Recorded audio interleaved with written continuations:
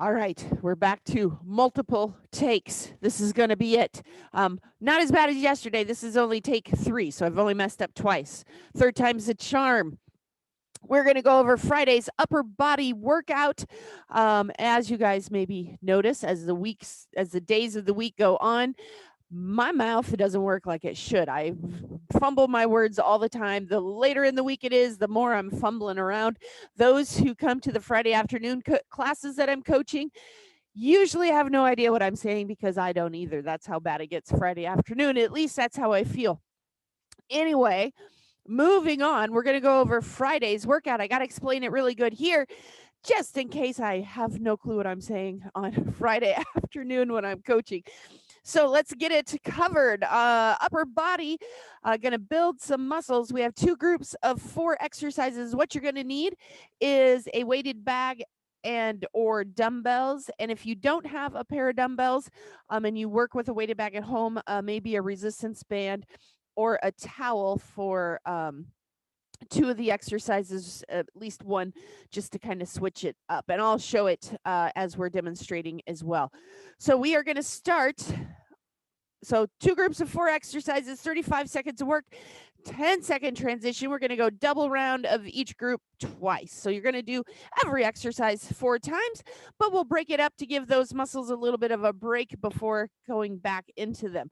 So we're going to start with the squat presses. So hands at your shoulders. Remember, you don't always want to have your hands facing in unless we're working around a shoulder injury.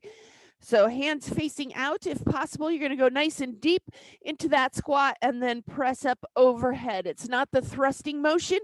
We're controlling the upward motion of the squat and into that press. So we're not using that thrusting motion to help lift the weight. We're controlling it.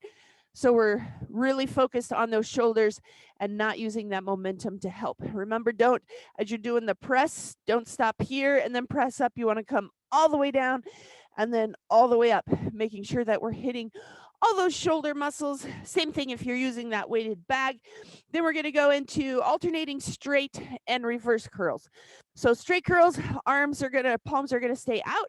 Reverse curls, palms are going to face in, and you're just going to do 1 and 1 or 2 and 2. Don't go much more than that because you may not get very many reps in, and we want to make sure it's even. So 1 or 2 each, and then keep alternating back.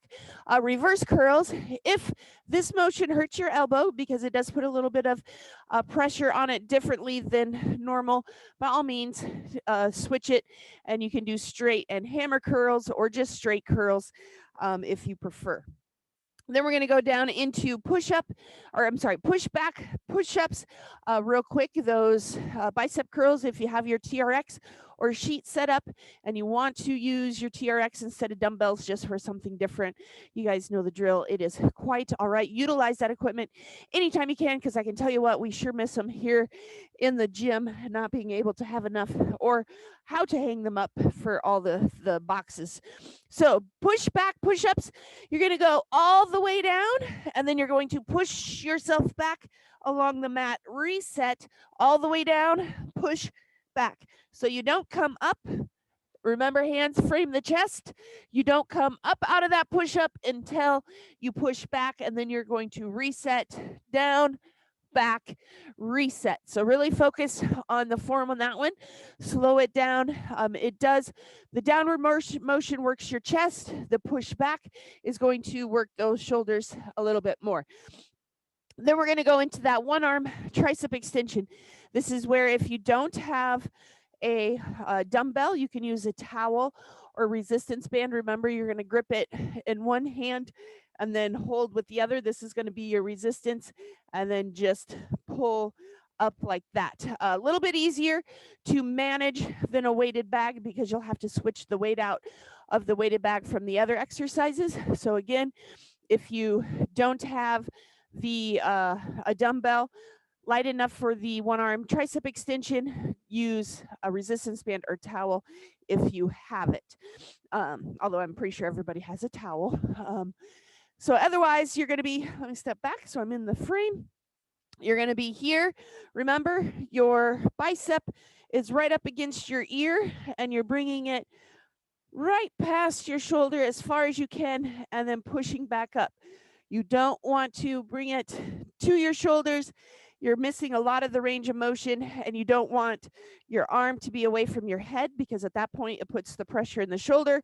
Nor do you, let me try to get the camera pointed up so I can be close enough, but yet you can see the movement, nor, so you don't want to move it like this, or you don't want it to go backwards. We're framing our head with that bicep and it's coming to the other shoulder, and we will switch sides on each round of that one. Then we're going to go into a straight leg deadlift. Now I'm going to adjust the camera again. Now you guys are not only confused with me bumbling my words, but now you're dizzy. So we're going to go into that straight leg deadlift with an upright row. Hinge at the hips, drop that chest down, back stays nice and straight. As you're coming up, you are going into that row. Your limiting factor on this exercise will be the upright row. You're going to be able to lift a lot more in that deadlift. However, as you pull it up, you're going to need a little bit of a lighter weight. So choose the weight to what you can upright row, not what you can deadlift. And then we're going to go front raises. So again, smaller muscles. Instead of having to have you guys miss some of the exercise while you're switching out those weights, if you're working with a weighted bag, you can use a resistance band or towel on this one as well. You're just going to pull it apart and lift up like this, keeping that tension all the way through. If you're using dumbbells, you're going to be right here and down. Remember, I don't want you leading the pull with your shoulders. So don't lift your shoulders up and then lift those arms. Shoulders stay down and arms come up, keeping no higher than your shoulder height in that raise. Then we're going to do another set of push-ups. We got frozen push-ups. So this one you're going to stay down on the ground for as long as you can in the proper form.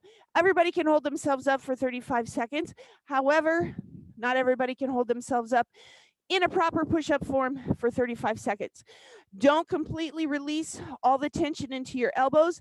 Hold it in your chest, and you're just going to hold that bottom position of the push-up for as long as you can. So if you're on your toes, you're going to go down, and right here, notice I'm not all the way down. So here, don't let your hips go up. Don't let your hips be dropped. You want to be in that proper push-up position for as long as you can.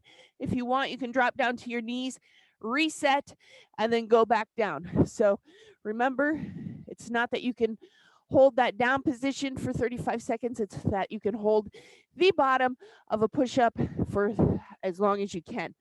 And then we're going to finish up with reverse flies. So hinging at the hips, arms out to the side. Remember, don't bend your elbows so much that it's a sharp. You just want a soft elbow, as well as you don't want to bring the weights back towards your hip. They're coming straight out from your shoulders. And that's your Friday Muscle Factory workout. Let me know if you guys have any questions. Reach out to your coaches if you need alternatives. Give us time to respond. And that is all I have today. Take 3. Third time's a charm. I will see you guys on the mat while we're building some muscles.